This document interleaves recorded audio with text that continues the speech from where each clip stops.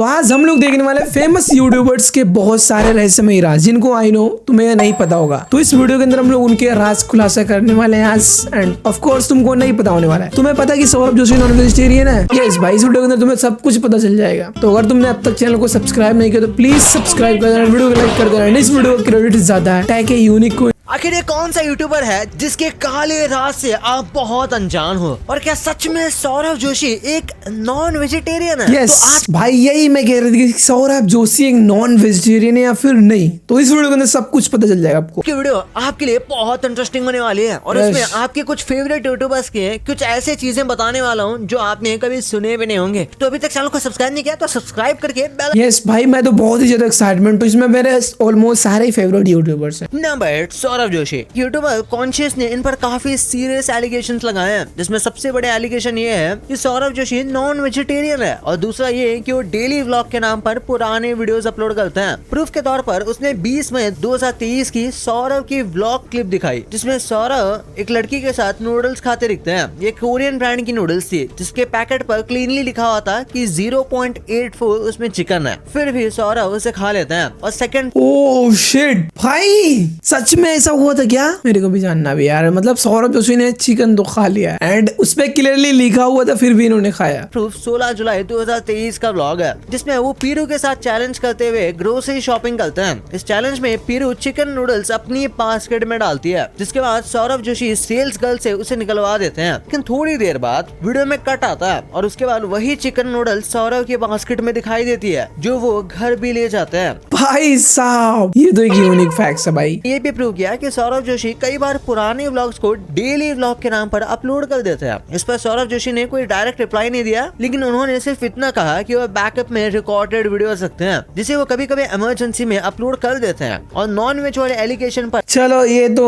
Daily vlogs वाला समझ में आता है भाई, कब वीडियोस रहती हैं, मतलब सेम वीडियोस नहीं दोबारा री अपलोड होती हैं। तो ठीक है, डेली व्लॉग्स नहीं है बट बैकअप के तौर पे इंसान तो रखता ही है डेली, अगर चैलेंज है डेली व्लॉग अपलोड करने का। कोई क्लियर रिस्पॉन्स नहीं दिया, पर इन्होंने कई बार Q&A में बताया है कि वो एक वेजिटेरियन है। नंबर 7 भाई, वेजिटेरियन रहते हुए तुम चिकन नूडल्स अपने घर पे क्यों ले जाते हो? सबसे बड़ा सवाल ये है मेरा। नंबर 7 अरविंद अरोरा। अरविंद अरोरा इंडिया के बिगेस्ट शॉर्ट मोटिवेशनल चैनल है, लेकिन यूट्यूबर डेक्स ने इन पर एक एक्सपोज वीडियो बनाई है और उसमें काफी सीरियस एलिगेशन लगाया है और बताया कि अरविंद अरोरा ने एक बार अनाउंस किया था कि ऑडियंस उनके नाम पर चैनल बना सकती है और उस पर उनकी वीडियोस अपलोड कर सकती है। ना ही उन्हें कॉपीराइट स्ट्राइक आएगी और ना ही रेवेन्यू शेयर लिया जाएगा। लेकिन जब ऑडियंस के बनाए हुए चैनल्स लाखों सब्सक्राइबर्स तक पहुंच गए और मोनेटाइज भी हो गए, तब अरविंद अरोरा ने उनसे 70% रेवेन्यू शेयर मांगा। साथ ही धमकी भी थी कि अगर बात ना मानी गई तो कॉपीराइट स्ट्राइक और डिफेमेशन केसेस कर देंगे। लेकिन जब कुछ क्रिएटर्स मान गए तो फिर उसने उन्हें भला फुसलाकर चैनल की आईडी और पासवर्ड ले लिया। फिर पासवर्ड चेंज करके चैनल का एक्सेस छीन लिया। और हद तो तब हो गई जब स्टोरी को कवर करने वाले यूट्यूबर मींस डेक्स को भी स्ट्राइक मारी गई और वीडियो डिलीट करवाने के लिए उनके घर पर पुलिस तक भेज दी गई थी। और इसकी सारी रिकॉर्डिंग्स और चैट्स डेक्स के पास है, जिसे उन्होंने खुद भी वीडियो में शो किया है। भाई यार, अरविंद अरोरा इतना गिरा हुआ इंसान कैसे हो सकता है? मतलब 70% तुम रेवेन्यू ले रहे हो, फिर उसके बाद आईडी पास ले रहे हो, फिर उसके बाद स्ट्राइक भी दे रहे हो। भाई ये कहाँ का इंसाफ है भाई? पहले तो तुमने खुद ही बोला था ऑडियंस को। भाई यार, एक टाइम पे मैं भी इसको फॉलो करता था ना, मोटिवेशनल क्रिएटर मानता था, लेकिन भाई गिर गया मेरे नजरों से। ओके, देखते हैं दूसरा। फुकरा भाई का क्या सीन है भाई? रियल नेम अभिषेक मलान है, इंडिया के पॉपुलर यूट्यूबर्स में से एक है, लेकिन इन पर भी यूट्यूबर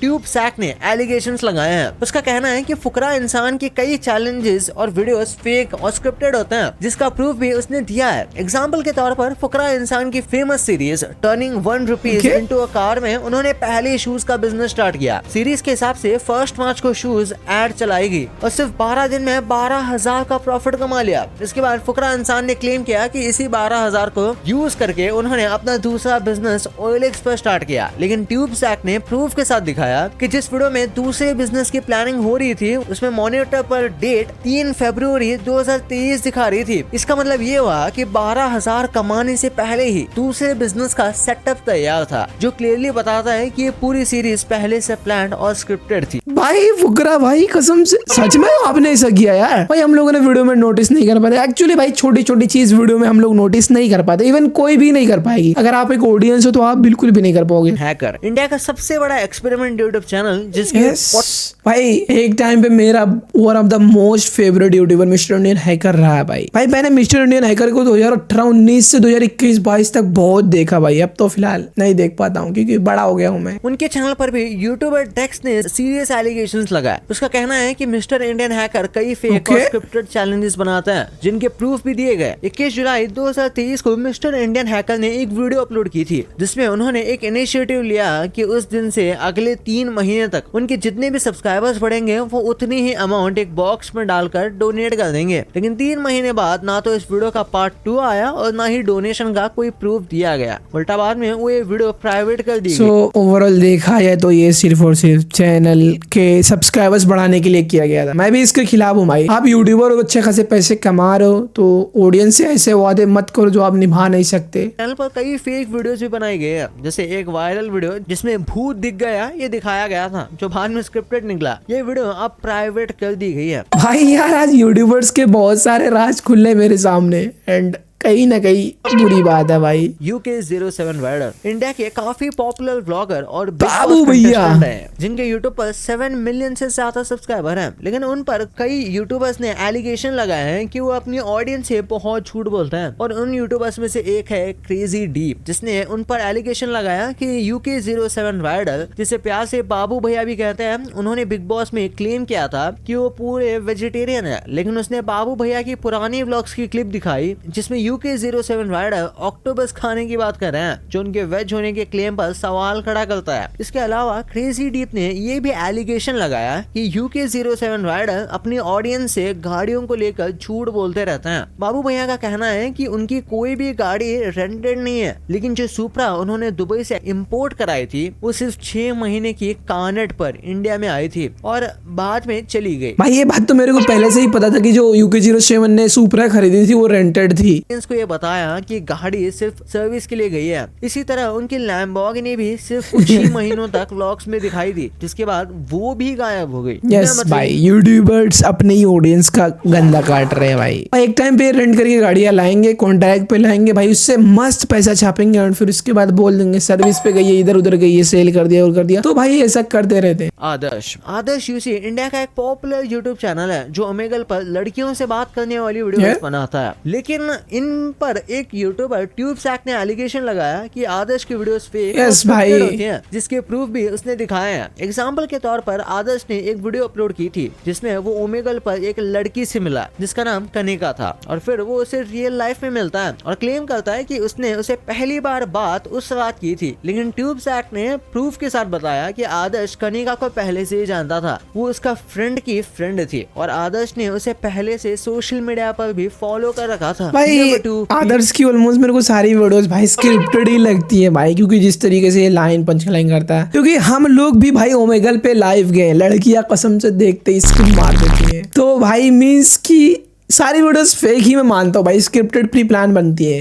क्योंकि जिस हिसाब से अगर आप रॉ एंड रियल बनाने जाओगे कंटेंट तो फिर ऑडियंस देखेगी ही नहीं भाई। पीयूष काटियाल एक नहीं जानता भाई मैं इसके, जिसके 5 लाख से भी ज्यादा सब्सक्राइबर है। लेकिन रियलिटी में उस पर स्कैम और हरासमेंट जैसे सीरियस एलिगेशन लगे हैं। रिपोर्ट्स के अकॉर्डिंग उसने अपनी एक फीमेल फैन को पहले मैसेजेस के थ्रू बातों में फंसाया, फिर उसे बार बार पैसे मांगे। ये अमाउंट लगभग 19 लाख रुपए था और इतना ही नहीं, पैसे ना देने पर वो यूट्यूबर उस लड़की को धमकी भी देता था। एंड इस केस पर कई न्यूज चैनल्स ने आर्टिकल्स पब्लिश किए और बाद में पीयूष काटियाल को अरेस्ट कर लिया गया था।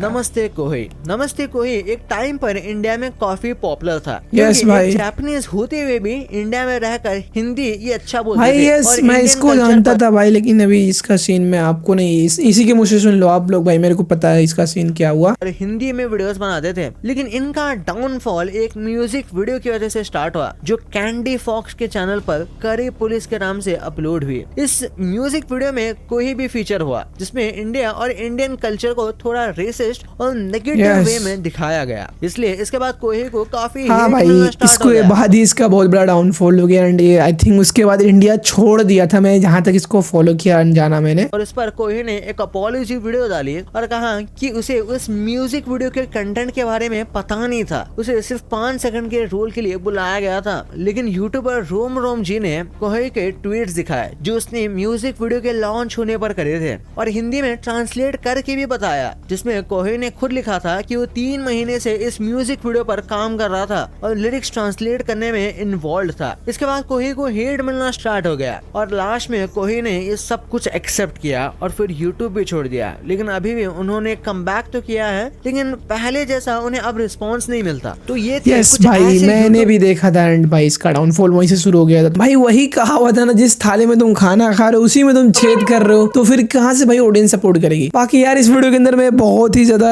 शॉकिंग फैक्ट्स पता चले भाई अपने ही फेवरेट यूट्यूबर्स के बारे में। मुझे भाई उनसे ऐसी उम्मीद नहीं थी यार कि वो लोग ऐसा कर सकते हैं। भाई मैं तो काफी ज्यादा शॉक हो गया। बता भाई तुमको कैसा लगा भाई जान के, मेरे को कमेंट्स बताना एंड कौन सा यूट्यूबर्स के ऊपर से आपका भरोसा उठ गया है प्लीज कमेंट में बताना। एंड बाकी इस वीडियो के अंदर इतना ही गाइस, मिलते हैं नेक्स्ट वीडियो के अंदर। Till then bye bye.